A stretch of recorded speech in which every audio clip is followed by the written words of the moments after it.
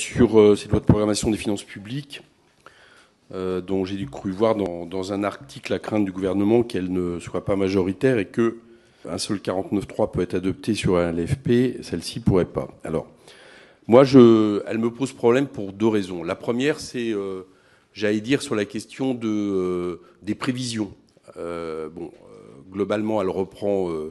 évidemment les mêmes prévisions annuelles que le programme de stabilité qu'on avait critiqué, sauf que à l'époque,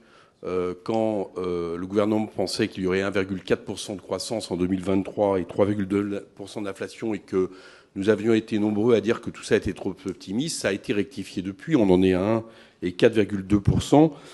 Mais on voit par exemple que par rapport à pas mal d'instituts, notamment la Banque de France, on est là encore, j'allais dire, sur des jugements très optimistes. Alors on pourrait se dire, bon, après tout, il faut à un moment donné définir une prévision. Sauf que des prévisions trop optimistes, évidemment, ont des conséquences à la fois soit sur la baisse des dépenses publiques supplémentaires qu'il faudrait faire, ou alors sur le fait que les chiffres annoncés pour arriver à 3% en 2027, qui correspond à 5%, ce que propose le gouvernement, de déficit public dès 2023, sont là aussi quelque chose qui sera difficile à tenir. Donc il y a un problème de, entre guillemets, mais moi je crois que le problème global, et le problème est plus global,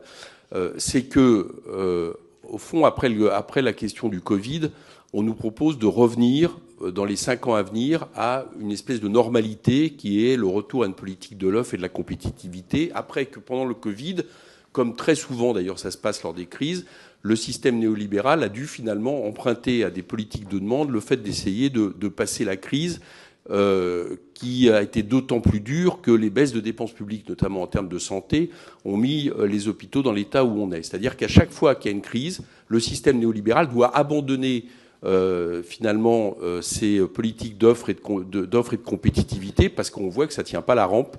dès lors qu'il y a des crises. La question, c'est de savoir si les crises sont derrière nous ou pas. Moi, je regardais hier, par rapport simplement à la question écologique, les prévisions pour atteindre les objectifs de 1,5 degré d'augmentation du climat ou de 2 degrés. On s'aperçoit que la courbe actuelle, et la France est un des 4 pays qui suit le moins,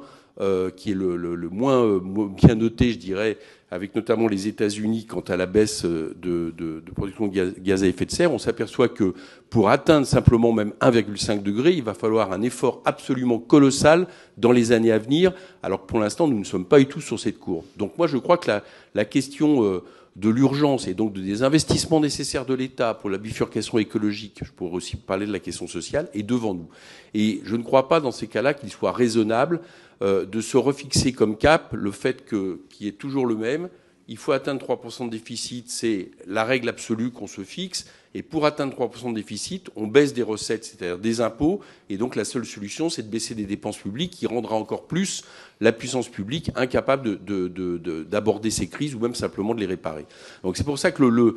ce qui est proposé là répond peut-être sur le papier, et encore je suis même pas du tout sûr, vu ce que j'ai dit du contexte économique, que vous y parviendrez, répond peut-être à des